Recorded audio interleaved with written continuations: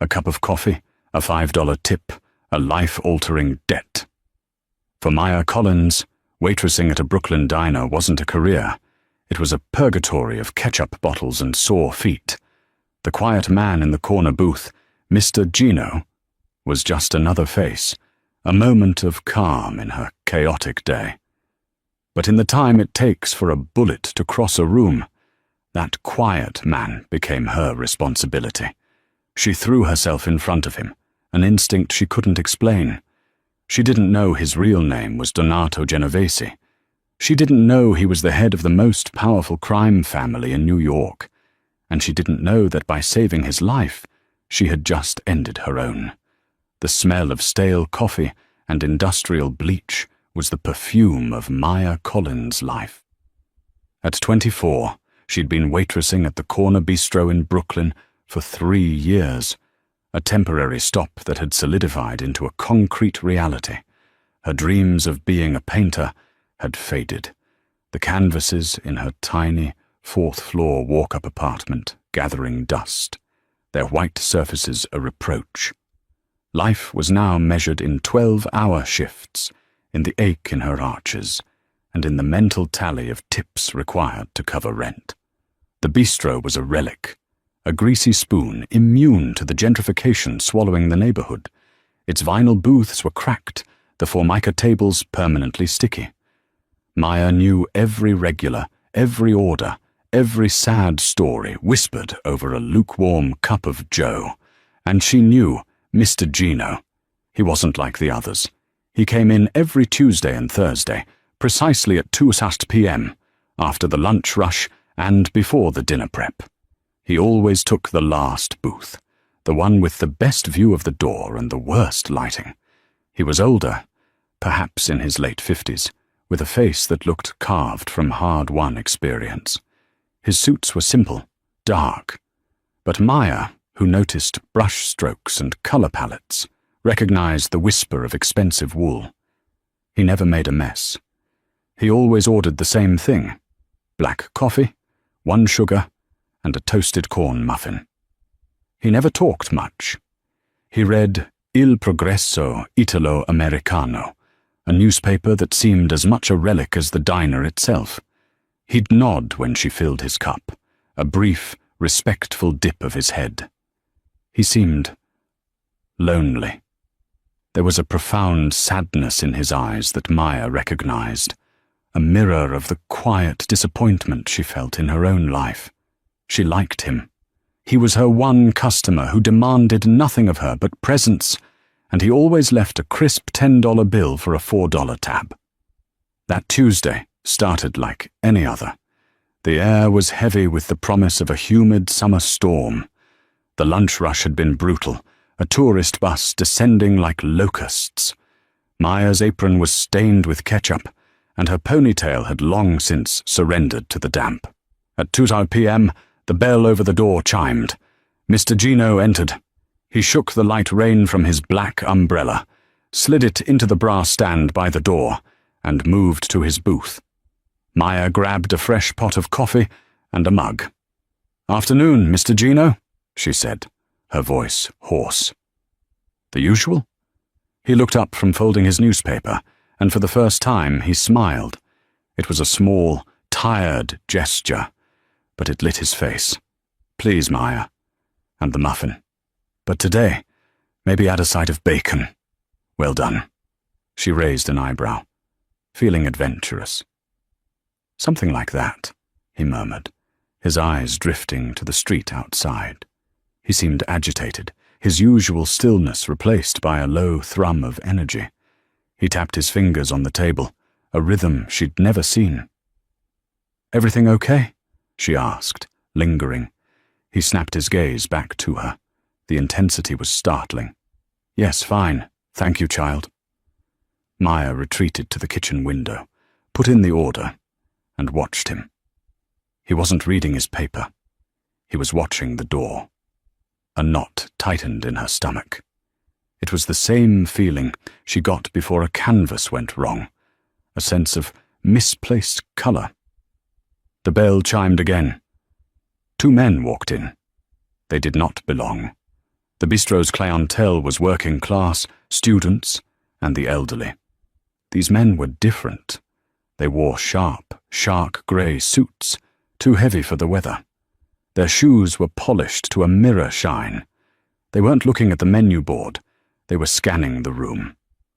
One was broad, with a shaved head and a neck as thick as a utility pole. The other was younger, thinner, with restless dark eyes. They spotted Mr. Gino. The thin one's lips curled into a smirk. Maya, wiping down the counter, felt the air charge, the humidity turning to static. The men didn't take a table. They began to walk, purposefully, toward the back booth. Mr. Gino saw them. His hand, which had been tapping, slowly slid from the tabletop to his lap. He didn't look scared. He looked resigned, angry. "Mr. Gino," the thin man said, his voice a low sneer that carried across the near-empty diner. "We were told we might find you here. Bruno sends his regards. He should have come himself," Mr. Gino said, his voice no longer the quiet customer's, but a low, gravelly rumble of authority. "He's busy," the thick-necked man grunted, "making arrangements for your funeral." It happened in a fraction of a second. Maya saw the glint of metal. The thin man was pulling a pistol with a long, ugly silencer from the waistband of his jacket. Mr. Gino was already moving, reaching inside his own coat. But he was slower. The man was too close. Maya didn't think. She didn't analyze. She didn't weigh the consequences. She saw the thin man's arm extend, his wrist locking to take the shot. She saw Mr. Gino, her quiet, sad customer, about to be executed over a corn muffin. She moved. She grabbed the heavy glass pot of scalding coffee from the burner. "No!" she screamed, a sound that felt ripped from her throat. She threw herself forward, bodily, between the men.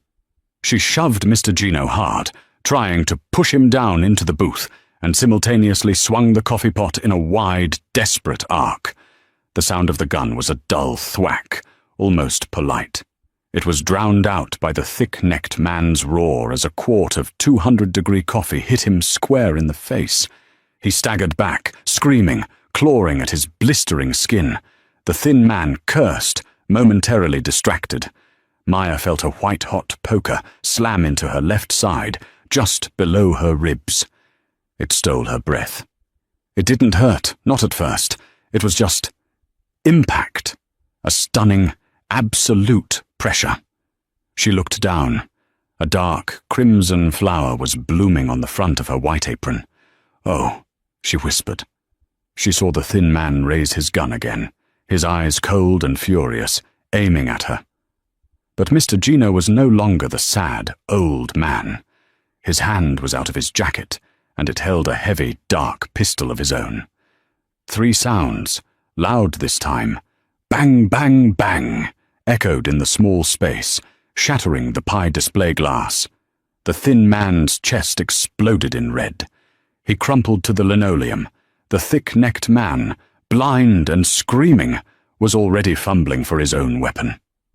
Mr. Gino stepped out of the booth, stood over him, and fired twice more. Silence. The diner smelled of cordite, coffee grounds, and copper. Maya's knees gave out. She slumped against the booth, her hand pressed to the wound. It was wet. So wet. Mr. Gino, Donato Genovese, was at her side in an instant. His face was a mask of shock and disbelief. He ripped off his suit jacket, pressing the expensive fabric into her side. "Stay with me," he commanded, his voice shaking. He was applying pressure, his hands stained with her blood, pressing hard. "Why did you do that? Perche? You stupid, brave girl. Why?" "The coffee was fresh," she mumbled, her vision starting to swim at the edges. The pain was arriving now, a vast, consuming ocean of fire. "Leo!" he bellowed, though no one else was there. He was pulling his phone from his pocket. You tip well," Maya whispered, a faint, ridiculous laugh dying in her throat. "My name," he said, his voice urgent, his thumb dialing a number. "My name is Donato." He put the phone to his ear. "Leo, I'm compromised. The bistro. 2 of Bruno's men are down. And the girl, the waitress, she's hit. She's hit bad. Get the surgeon. Get Dr. Arden." "Not the hospital, you understand? The clinic. I'm bringing her in now. And Leo, bring everyone." He hung up, scooped Maya into his arms, as if she weighed nothing. He kicked the diner door open, into the rain, leaving the dead men and the shattered glass behind. Maya Collins' last conscious thought was that her shift wasn't over. She was going to be fired. Then the grey, rainy Brooklyn sky dissolved into black. The first sensation was not pain, but softness. Impossible softness. Maya was floating on a cloud. The scent in the air wasn't bleach or old grease. It was lavender and antiseptic. She forced her eyelids open. They felt heavy, glued shut. The light was soft, indirect, coming from sconces on a pale yellow wall. She wasn't in her apartment. She wasn't at St. Mary's General. She was in a room so luxurious it looked like a hotel suite. Cream-coloured furniture, a thick Persian rug, and a vase on the bedside table overflowing with white orchids. She tried to sit up, and a bolt of agony shot from her side, radiating through her entire body. She cried out, a dry, cracked sound. A man in a crisp white coat was beside her instantly, gently pressing her back down. "Easy, Miss Collins. You're safe. You've had extensive surgery." His face was kind, middle-aged, with wire-rimmed glasses. He wore a name badge. Dr. Philip Arden, St. Jude's Private Surgical Center. Maya had never heard of it. "Where?" she rasped. "St. Jude's. It's a private clinic," he said, adjusting the IV drip in her arm. "You were shot. The bullet passed through your spleen and nicked your diaphragm. You're very, very lucky. It was a clean entry and exit, but you lost a great deal of blood." "Mr. Gino," she whispered, the memories flooding back. The coffee, the gun, the blood on her apron. "Is he the man who brought you in?" "He's fine," Dr. Arden said, his expression carefully neutral. "He personally arranged for your care. He sat in the waiting room for all 9 hours of the surgery." 9 hours? Maya tried to process this. She looked at her side. Beneath the pristine white sheet, she was heavily bandaged. "He saved my life," she murmured. Dr. Arden paused, his fingers on her wrist, checking her pulse. "No, Miss Collins. By all accounts, you saved his. He wanted to be the first to see you when you woke up, but he was called away on urgent business. He left strict instructions for your care. My care. You are not to worry about anything. The bill, your recovery, it's all being handled. Now get some rest. The anesthetic is still wearing off." He smiled, injected something into her IV line, and the edges of her vision softened again. As she drifted off, one thought snagged in her mind. Who was Mr. Gino? When she woke the second time, the room was darker. The orchids seemed to glow in the moonlight from a large window, and there was a man sitting in the visitor's chair. It wasn't Mr. Gino. This man was younger, in his 30s, with sharp features and watchful, intelligent eyes. He wore a perfectly tailored black suit, no tie. He was just sitting, staring at her. Maya's heart leaped into her throat. She flinched. "Don't," he said. His voice was calm, a smooth baritone. "I'm not going to hurt you. I'm here to protect you." Who are you?" "My name is Leo Gravano," he said, as if it should mean something. "I work for Mr. Genovese." "Genovese?" Maya's mind was foggy. I know Mr. Gino." "Mr. Gino," Leo said, a flicker of a smile playing on his lips, "is Donato Genovese. Gino was his father's name." Leo stood up, walking to the window. He was tall, graceful, moving with the coiled energy of a predator. He looked out at the city lights.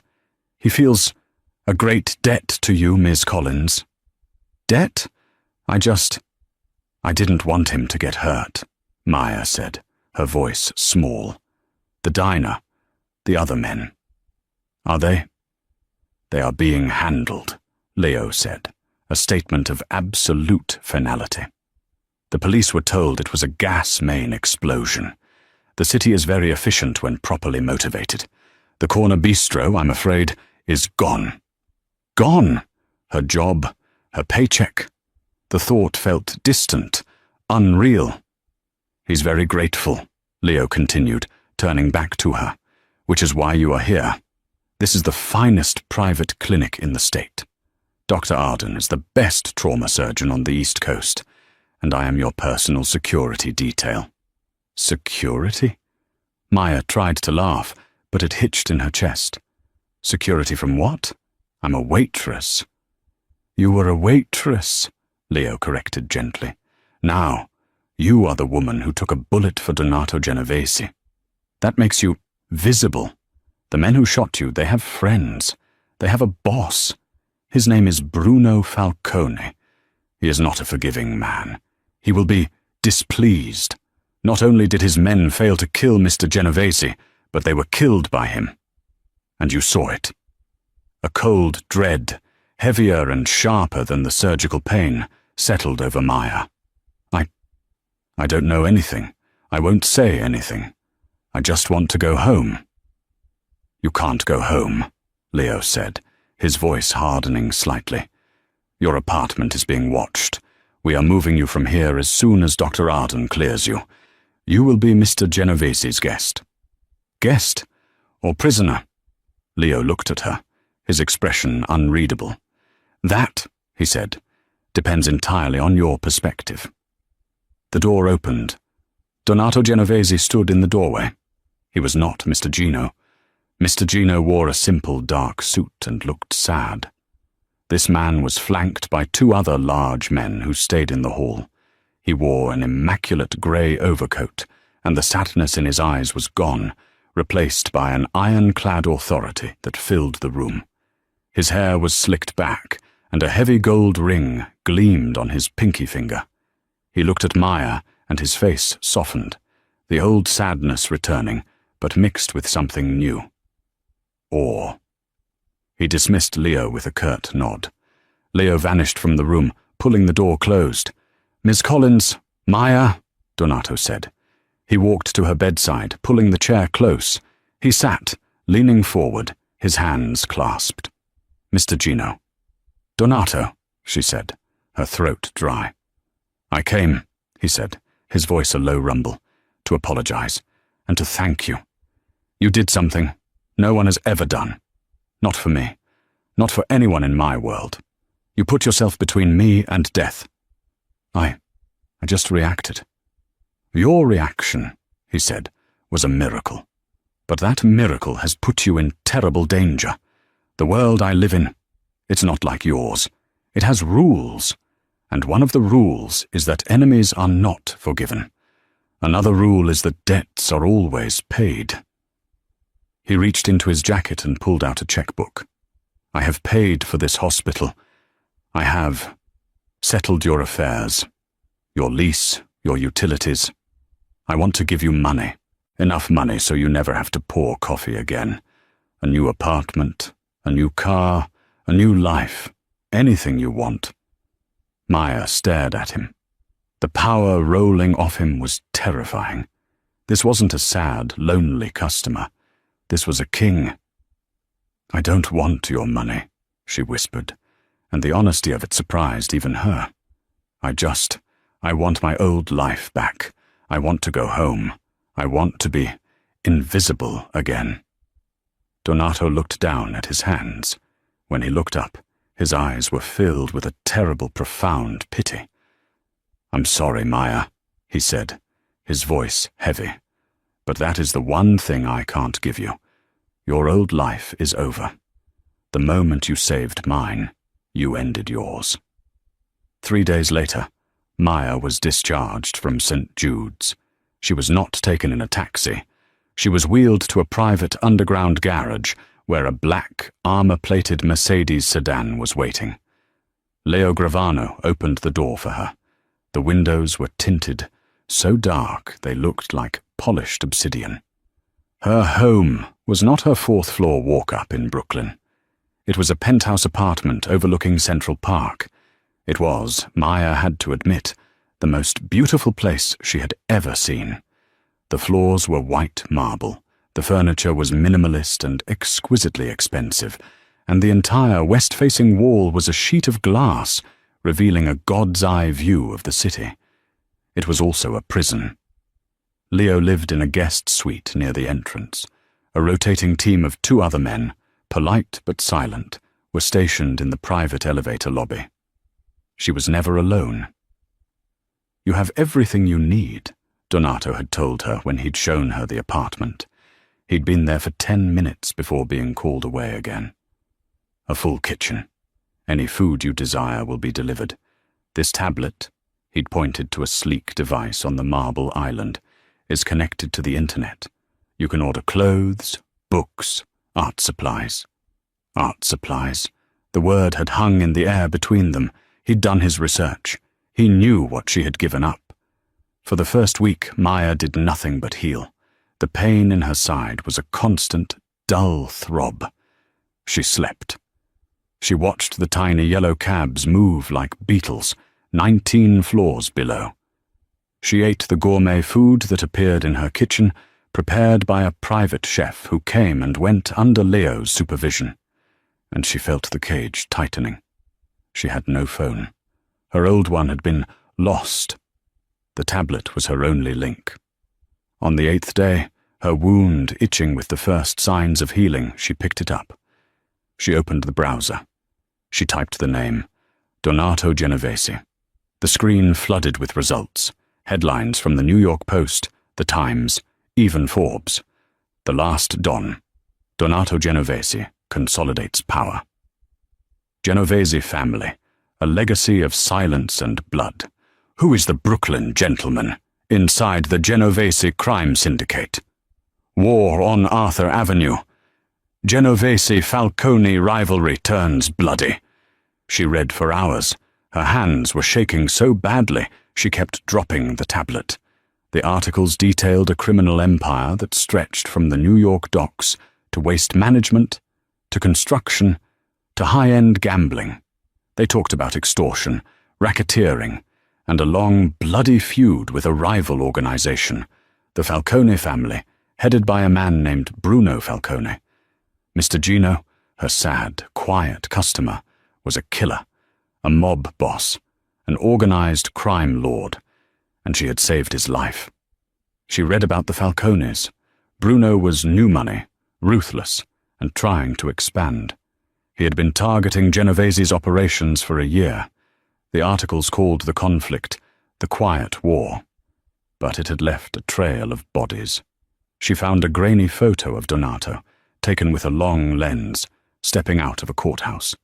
He looked exactly as he had in the hospital, powerful, cold, and untouchable. She felt sick. She ran to the cavernous marble bathroom and retched. The men he'd killed in the diner, they weren't just robbers. They were assassins, and she had stepped in the middle of a mafia war. When Donato visited that evening, Maya was waiting. She had left the tablet on the kitchen island, the screen lit up with his face. "You're a monster," she whispered as he entered. The words were quiet, but they cut through the sterile air of the apartment. Donato stopped. He looked at the tablet, then at her. He showed no surprise. He simply removed his overcoat and handed it to Leo, who dissolved back into the hallway. "You're a murderer," she said, her voice gaining strength. She was trembling, a mix of rage and terror. You kill people. Those men in the diner. They were there for you. And I got shot for you." Donato walked slowly to the kitchen island. He picked up a green apple from a bowl and polished it on his sleeve. "Yes," he said, his voice calm. "I am. And they were. And you did The lack of denial, the simple acceptance of the fact, stunned her into silence. "You lied to me," she finally managed. "You let me serve you coffee, week after week. You pretended to be normal." "I was not pretending," Donato said, turning to face her. He took a bite of the apple. The crunch was offensively loud. "The bistro, my father, Gino, took me there every Sunday after church. It was his favorite place. After he died, I went there to remember him. To be for 1 hour just Gino's son. Not this." He motioned around the opulent room. "That doesn't make it right. You've destroyed my life. I'm your pet. I'm a prisoner in this glass box." "You are protected," he corrected, his voice sharp, the authority returning. "What did you read on that device? Did you read about Bruno Falcone? Did you read what he does to people who get in his way? He doesn't just kill them, Maya. He makes them suffer. He makes their families suffer." He stepped closer. Maya recoiled, backing up until she hit the cold glass wall. "They saw your face," he said, his voice dropping. "They know the waitress from the bistro saved me. They know I pulled you out of there. To them, you are not an innocent civilian. You are my property. You are my shield. And because you are mine, he will try to take you. He will try to break you, just to hurt me." "So this is it?" she cried, tears of frustration streaming down her face. "This is my life? Waiting in a penthouse until someone comes to kill me?" Donato's expression softened. He reached out as if to touch her face, but stopped, his hand hovering in the air. "This," he said, "is your life. For now. Until Falcone is dealt with. I am doing this to keep you alive. I owe you that." "You don't owe me," she spat.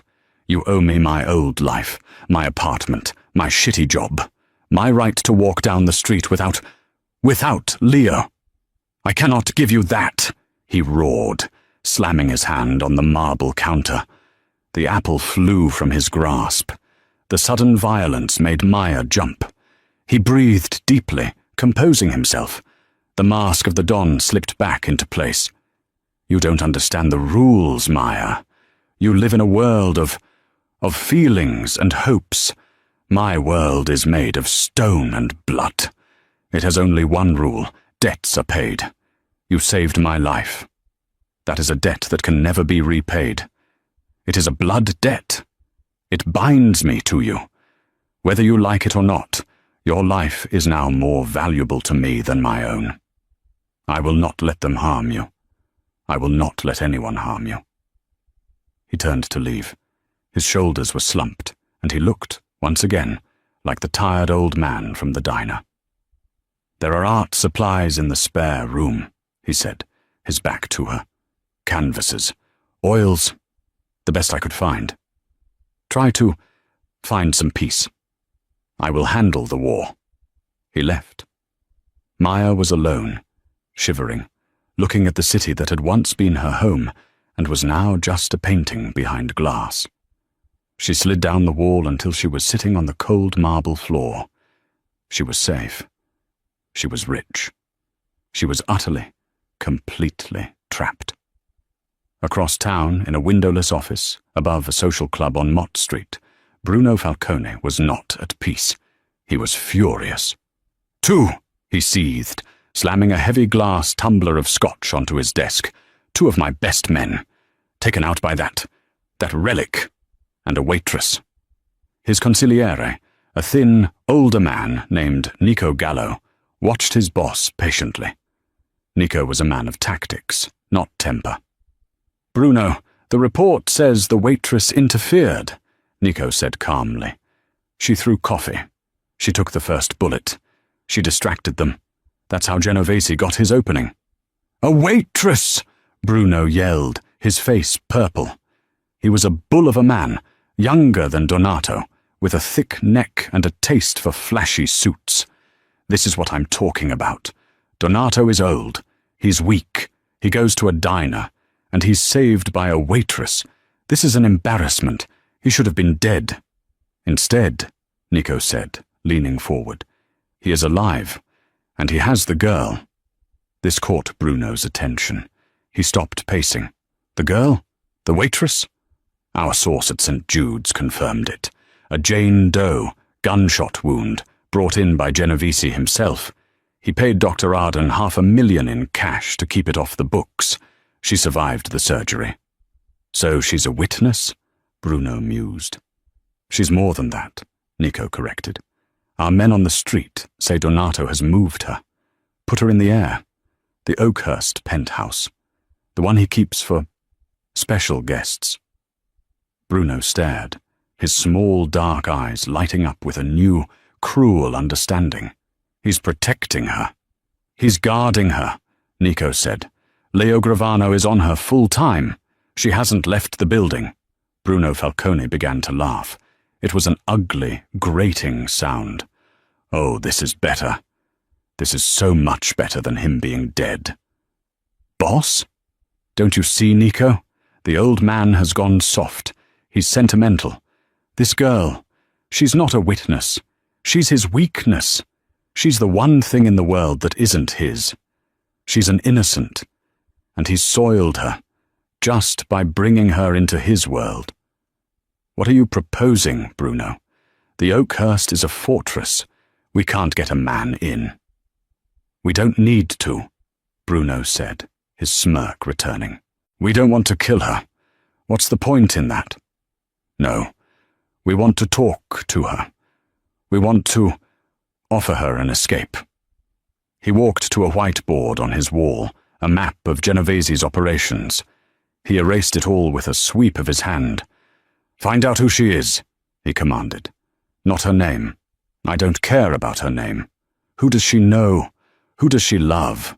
Who is her family, her roommate, her best friend? Who is the one person in the world she trusts? It took Nico Gallo's team 48 hours. Maya Collins was a ghost. No family in New York. Few friends. She worked, she painted, she went home. But there was one. Sarah Jenkins, Nico reported, laying a grainy photo on Bruno's desk. Her old roommate from art school. They're still close. They meet for coffee every Sunday. Or they did. Jenkins has been calling Collins' phone, left a dozen worried messages. She filed a missing persons report, but it was discouraged by Donato's people. Sarah Jenkins. Bruno tasted the name. She's worried about her friend. She thinks her friend is missing. That's perfect. What's the play, boss? The play is simple. We don't approach Sarah with a threat. We don't approach her with money. We approach her with concern. Sarah Jenkins was terrified. Maya, her most reliable, boring, wonderful friend, had vanished. Her phone went straight to voicemail. Her apartment was empty. The police had been useless, taking her report with a bored expression and telling her Maya had probably just met a guy. Sarah knew better. She was sitting in her small studio apartment, crying when the knock came. It was two men. One was older, Nico Gallo, who looked like a kindly uncle. The other was Bruno Falcone, who looked like a shark in a $5,000 suit. Ms. Sarah Jenkins? Nico asked, his voice gentle. May we come in? We have information about your friend, Maya Collins. Sarah's fear was instantly replaced by a desperate hope. She let them in. Who are you? She asked, wringing her hands. Are you private investigators? Did you find her? We are. Associates of a man who is very concerned about Maya's well-being, Bruno said, his voice a sympathetic rumble. He sat on her worn-out sofa, as if it were a throne. Your friend is not missing, Miss Jenkins, Nico said softly. She's a prisoner. Sarah's blood ran cold. What? A prisoner? Who? A very, very bad man, Bruno cut in. His name is Donato Genovese. He's a Well, you can guess what he is. Your friend was in the wrong place at the wrong time. She saw something she shouldn't have. And now he's holding her. He has her locked in a penthouse. She can't leave. She can't call. It all clicked for Sarah.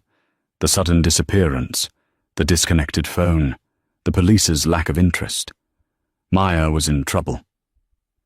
"Oh my God," Sarah whispered, sinking into a chair. "We have to call the police, the FBI." "You already tried," Bruno said, his voice dripping with false sympathy. "They can't touch him. He owns them." "But we can. My organization, we are in a dispute with Mr. Genovese. We want to hurt him. And we've learned that he's holding this innocent girl. It's offensive to us." "What do you want?" Sarah asked, her eyes narrowing. "We want to help her escape," Nico said. "But she's terrified. She doesn't trust anyone. Leo Gravano, his top lieutenant, is with her 24/7. But you, she trusts you."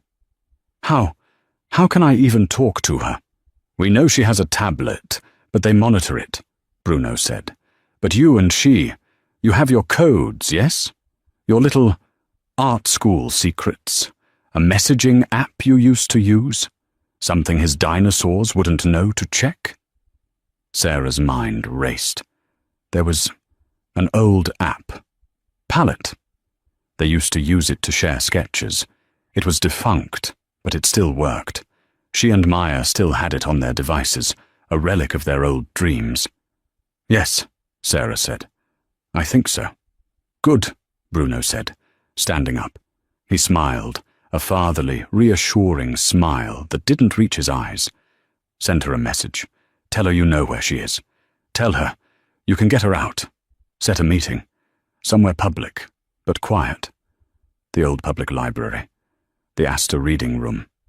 Wednesday, 3 p.m. And you'll be there?" Sarah asked, her voice trembling. "You'll save her?" "We'll be there," Bruno promised, patting her on the shoulder. "You're a good friend, Sarah Jenkins. You're going to save Maya's life." As they walked out, Nico looked at his boss. "You think she'll do it?"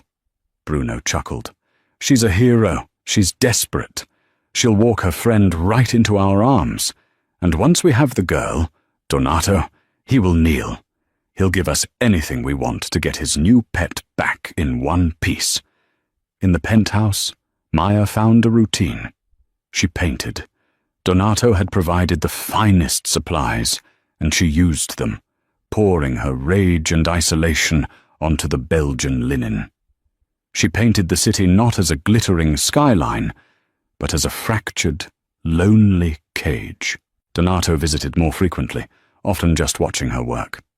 "It's angry," he said one evening, looking at a dark, fractured cityscape. "I wonder why," Maya retorted, not looking up.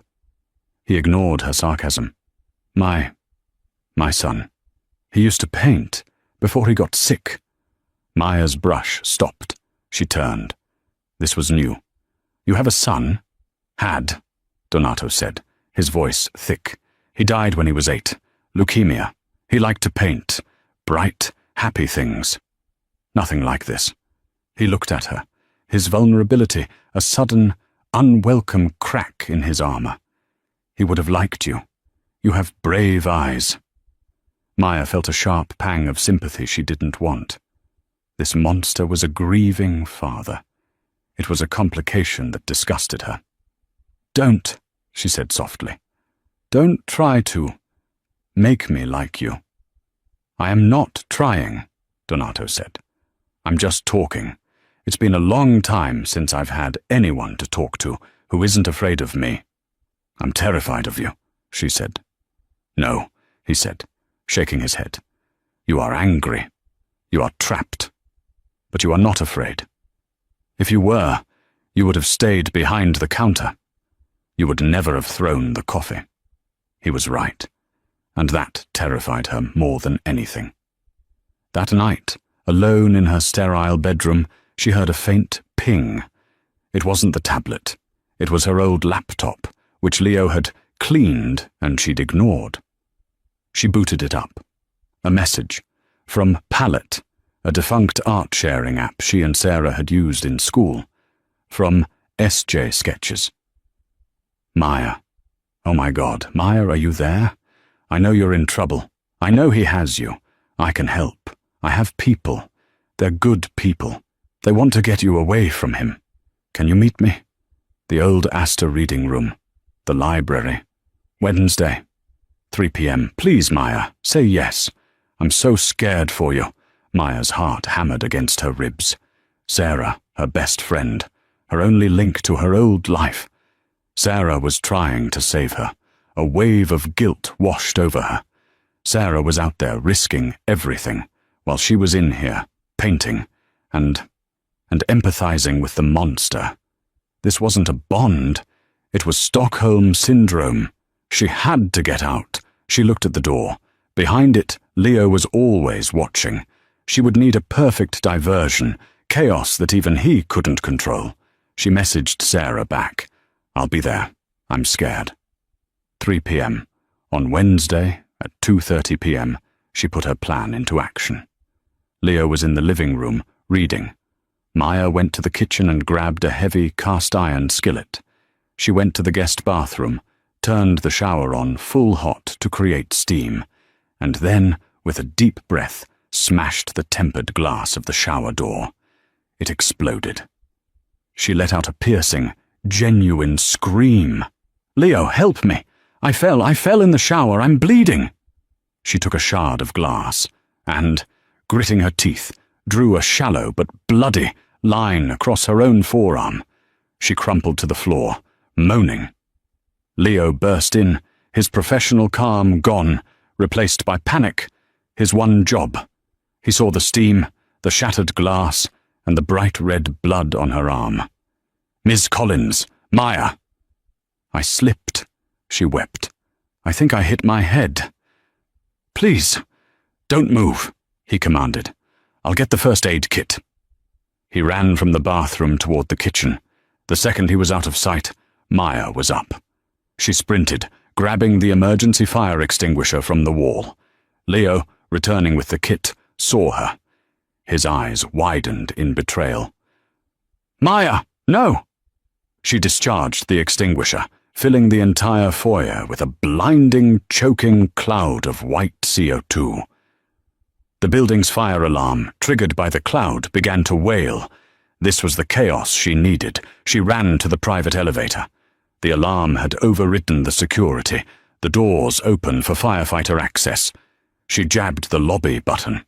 Behind her, she heard Leo coughing, gagging, shouting her name.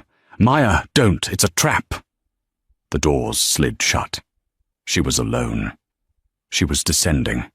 She didn't hear him, or if she did, she dismissed it as a lie.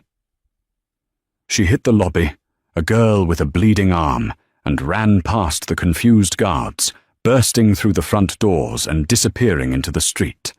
Rain lashed down, a cold, miserable drizzle that soaked Maya to the skin in seconds. She didn't care. She was free. She kept to the side streets, her heart a wild drum against her ribs. Every man in a suit was one of Donato's. Every black car was Leo, coming for her. She reached the New York Public Library at 42nd and 5th, slipping in past the stone lions, just another piece of city detritus seeking shelter. The Astor reading room was vast and silent, a cathedral-like space. Under its high frescoed ceiling, people read at long tables, bathed in the warm glow of green-shaded lamps. The air smelled of old paper and furniture polish. She scanned the room. There, in the back corner, Sarah. Her friend was sitting hunched over, looking pale and terrified. A wave of love and relief washed over Maya. She ran. Sarah, she whispered, her voice cracking. Sarah looked up.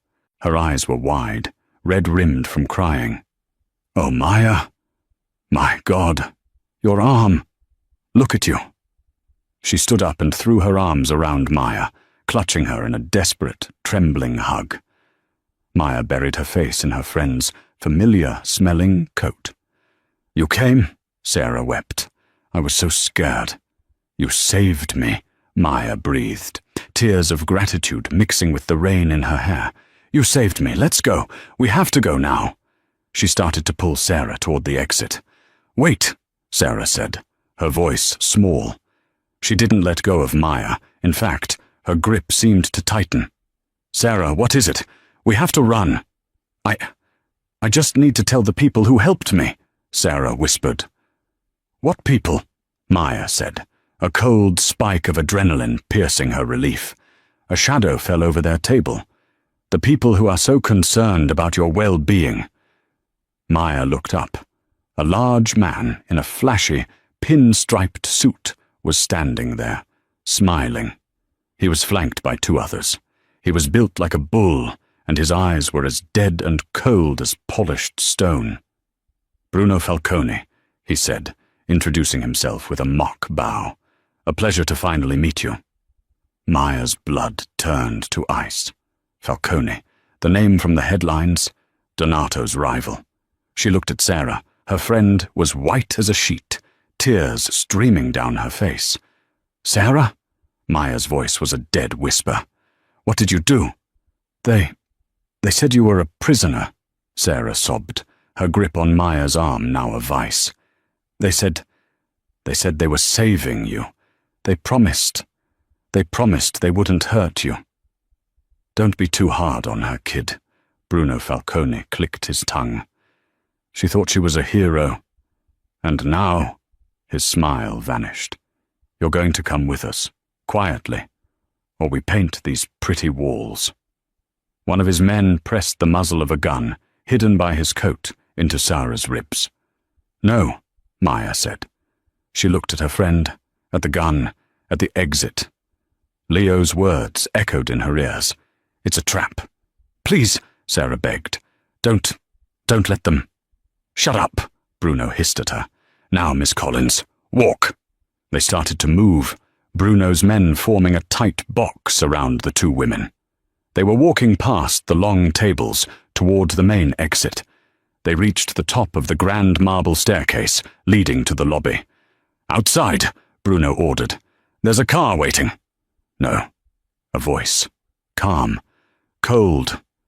It came from the landing below them. Leo Gravano was standing at the bottom of the stairs.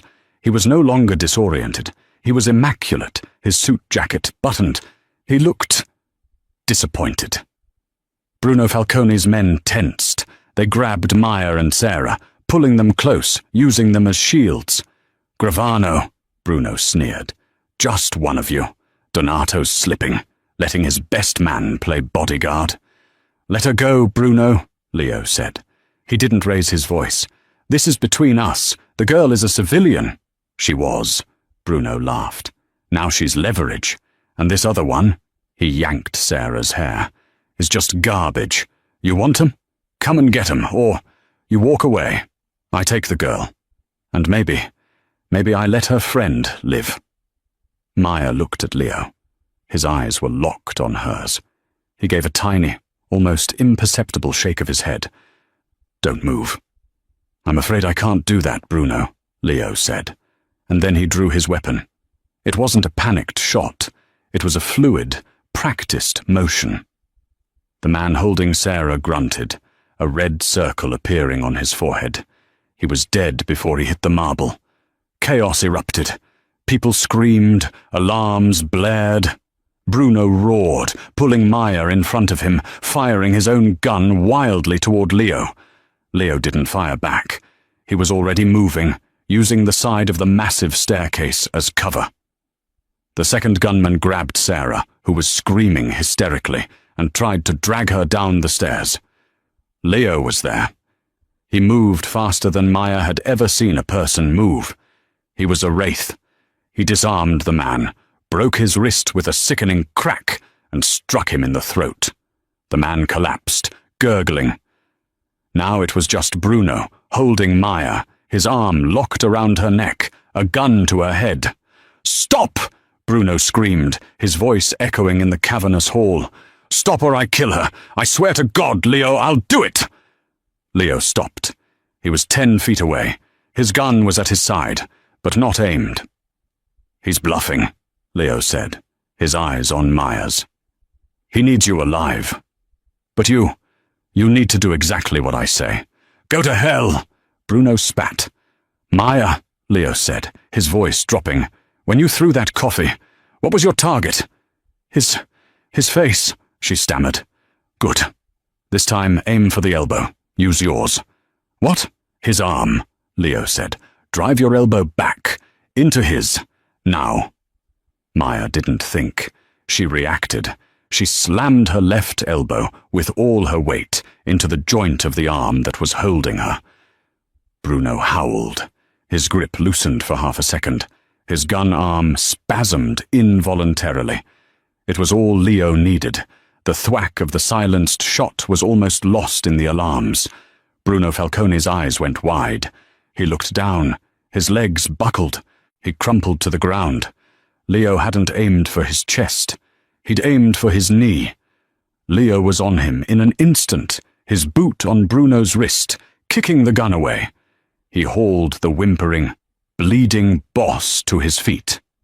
"The war," Leo said into Bruno's ear, "is over." He turned to Maya, who was shaking, pressed against a pillar. Then he looked at Sarah, who was sobbing on the floor. Leo's face was hard. "I told you it was a trap," he said, his voice flat. How did you know?" she whispered. Leo tapped his ear, a tiny flesh-colored earpiece. "I wasn't just watching you, Ms. Collins. I was listening. I heard the pallet notification. I heard your escape plan. I let you run, so I could catch him." Maya stared at him, horrified. Her escape, her plan, it was all part of his. You used me. You let me get—" "I kept you alive," Leo snapped, "and I ended a war. My job is done." Black sedans were already pulling up outside. Men in dark suits were flooding the library lobby, moving with terrifying, silent efficiency. They put a black bag over Bruno Falcone's head and dragged him out. Leo grabbed Maya's arm. "We're leaving." "Wait," Maya said, going to Sarah, who was incoherent with fear. "Sarah, don't," Sarah shrieked, flinching away from her. You're one of them." "No, Sarah, Get her," Leo said to one of his men, pointing at Sarah. "What? No, don't hurt her," Maya yelled. "She's a liability," Leo said. "She knows too much. She talked to Falcone. She betrayed you." "She's my friend. She was scared." Leo paused. He looked at Maya's face, streaked with tears and dust. He looked at the screaming, pathetic form of Sarah Jenkins. "She comes with us," Leo said finally. "The Don will decide what to do with her." The penthouse was silent, the chaos of Maya's escape completely erased. Donato Genovese was waiting, standing in front of the glass wall, a silhouette against the city lights. Leo marched Maya in, followed by two men who dropped a sobbing Sarah Jenkins on the marble floor. "Leave us," Donato said, without turning. Leo and his men vanished. "You ran," Donato finally said. It wasn't an accusation. It was a fact. "Yes," Maya replied, her voice steady. The fear was gone, replaced by a cold, hard anger. His gaze shifted to the whimpering woman on the floor. "You betrayed her." I didn't know," Sarah wailed. "He said he was helping. I was trying to save my friend." "You spoke my name to my enemy." Donato's voice dropped to a dangerous whisper. "In my world, there is only one punishment for that." Sarah's face went white. "No, please, Maya, tell him. I didn't mean it." Maya looked at her friend, then at Donato. He was watching her, waiting. She realized with chilling clarity, this was a test. "You're right," Maya said, her voice clear. "She betrayed me. She's a danger." Sarah let out a strangled sob. Donato raised an eyebrow. "But," Maya continued, "you told me about rules. You told me about debts." She walked forward until she was standing next to him, his equal. "You owe me. A blood debt. You said I could have anything. I did, he acknowledged, his eyes searching hers. I'm cashing in that debt. Right now, Maya said. I want her. Donato was still. What do you want? I want you to let her go. She's weak, not a threat. She's just a civilian, like I was. She pointed to Sarah. You will give her enough money to disappear. A new name, a new life. Somewhere far away. She will never come back, and you will never, ever touch her. Her life is my payment. Donato stared at her. He saw the iron in her spine, the cold calculation. She had used his own rules against him. A slow, genuine smile spread across his face. He nodded. Leo! Leo appeared instantly. Take Miss Jenkins, Donato ordered. New identity, a one-way ticket far from here, a wire transfer. She is under my protection.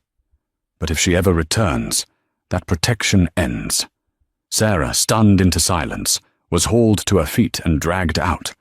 The door clicked shut. Maya and Donato were alone. The silence was different. The debt, Donato said, is paid. Yes, Maya said. So what now? Am I free? Can I have my old life back? I can't give you that, Donato said, turning back to the window. You know that. Falcone is my prisoner, but he has sons. They will never stop looking for the girl who brought him down. To them, you're not a waitress. You're a legend. So I am your prisoner, she said, the coldness returning. No, Donato said. You are not. The debt is paid. You owe me nothing. I owe you nothing. He walked to a drawer and pulled out a passport, keys, and a credit card. This is a new identity. A ticket to Rome. A bank account with $5 million. You can walk out that door. Leo will not stop you. You can go and never see me again. He slid the items across the marble.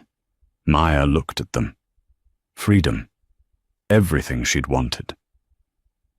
That's one choice, she said, looking up. What's the other? Donato studied her. The other choice is you stay. As your prisoner? As my associate, he said. As my partner, my consigliere. You're not a victim, Maya. You're a survivor. You're smart. You see things I don't. You ended a war I've been fighting for 10 years. This world, it's empty. You are the only person who has ever surprised me. Maya looked at the passport. Her old life. Anonymity. Then she looked at Donato Genovese. She pushed the passport back across the counter. They're going to come for you, she said, her voice soft. Falcone's sons. Yes, Donato said. They're going to come for us, she corrected. She walked to the window and stood beside him, her reflection staring back from the dark glass. She was no longer a waitress. They'll be angry. They'll be emotional. They'll make mistakes, she said. You're going to need my help. Donato looked at her. He had paid his debt, and in doing so, had found something else, entirely. He had found an heir, a single act of courage, a single bullet. That's all it took to tear Maya Collins' world apart and rebuild it into something unrecognizable. She stepped in front of a stranger to save his life, only to find he was the one man who could end hers, or begin it. She was plunged into a world of violence, luxury, and impossible choices. But in the end, was she a prisoner? Or did the cage just give her wings? The line between a victim and a survivor is drawn in blood, but it's signed in ink. Maya started as a waitress, but she finished as a queen. What do you think happened next? Did Maya truly find power, or did she just trade one prison for another? Let me know your theories in the comments below. If you loved this story, please hit that like button, share it with a friend who loves a good drama, and most importantly, subscribe to the channel for more twisted stories just like this one. We have new stories every week, and you don't want to miss what's coming.